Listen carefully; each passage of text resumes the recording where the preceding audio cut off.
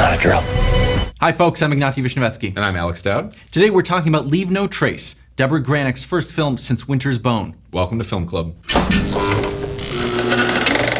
Winter's Bone, it came out in 2010, was nominated for several Oscars. It started Jennifer Lawrence's career, and it really suggested that the director Debra Granik was someone to watch. But this is her first film, her first narrative film since then. It's called Leave No Trace, and it has some similarities with her previous movie. You have a character, a young woman who's sort of isolated from the larger world.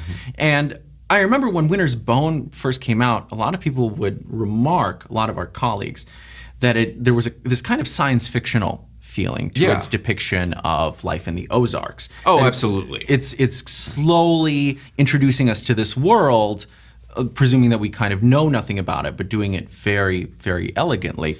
And the same thing here. Yeah, well, I mean, so the thing about Winter's Bone is that it was this kind of flavorful, half-fictional environment, I think, set in the Ozarks, and this sort of community ravaged by meth addiction, but with its own sort of rules and laws, this very self-contained community that operated, I think, on some level, the environment didn't feel strictly real.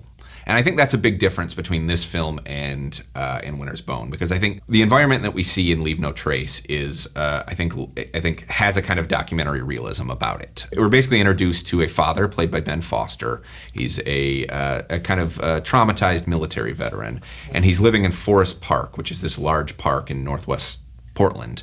And he's living there with his 13-year-old daughter. They're living there illegally.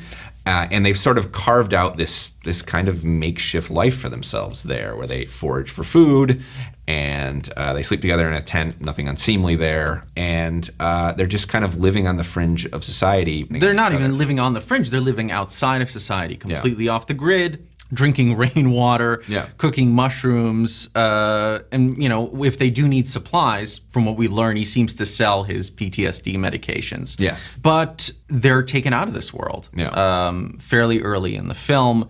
They're discovered by police, basically, and separated for a time, then brought back together. And you have this kind of narrative of them changing locations, almost as if they're trying to recapture this. It's not necessarily an idyllic life that they're leading at the very beginning. I think what the film introduces is the idea that these two have never needed anything but each other. But once the sort of peak of civilization, once at least the daughter, played by this young actress named Thomasin McKenzie, once she gets this glimpse of what life could be like with, say, a community, I think it becomes difficult to sort of reforge this bond of isolation and of codependence that they have. As in Winter's Bone, you have two very strong lead performances here. And the world around them does feel very naturalistic. You have a lot of encounters with people who come across basically as non-professional actors. She's terrific with environment and with details of character, and I really feel like this is a movie without any real false steps, and that is sort of refreshingly bullshit free, But at the same time, it's very curious and quite generous. I feel, for me, one of the kind of really representative moments of this film is there's a moment where they go on the run. They're not really running from anyone, but there's a secretiveness, and they basically have to talk a trucker into giving them a ride. I feel like in another film, all you would get is them at the truck stop and then them getting in, and then getting dropped off somewhere. I think to Granik that represents a kind of cynicism that goes against the way she considers the world in this narrative, and they're frankly surrounded by characters who are concerned about them in a realistic way. Yeah, actually, one of the things I really admire about the film is that unlike something like Captain Fantastic, which has a fairly similar premise, it sort of is the sitcom version of this in a lot of ways, that's a film that sort of stacks the deck occasionally against normal society and is basically constantly showing us how maybe his way of life, living alone in the woods, is somehow pure, or basically by essentially showing how dumb and how insensitive a lot of the rest of the world can be. This is a film that does not stoop to that. It does the exact opposite, and which is why the conflict between those two sides is so much more important.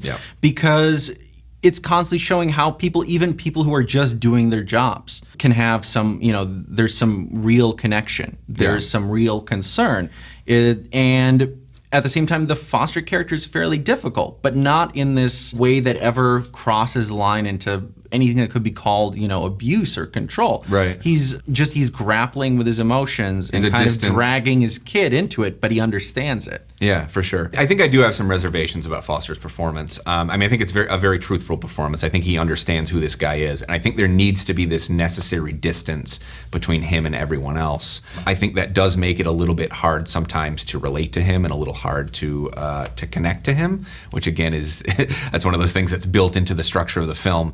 But so much of this movie is built on this father-daughter relationship, and Foster is always keeping us and everyone at arm's length. Granik underplays this, I think, in many ways. It's not a film of grand, loud conflicts. No, it's very understated. But conflicts that we sort of intuit from watching it, from the way certain things change, from the way certain objects kind of enter their life. Yeah, and Granik is establishing, I think, this kind of conflict between what community offers you. We learn gradually that Foster's character is somebody who is struggling with a lot of trauma about his time overseas, and that a lot of his reluctance to live in traditional society has to do with his inability to cope with being around other people. But I think there's also just a sort of, she's asking bigger questions about what it means to, you have to owe a community in order to live in it. Are we gonna be okay here? You can still think her own thoughts. Keep pedaling. Look where you want to go. School is about social skills, not just intellectual ones. I think it might be easier on us if we try to adapt.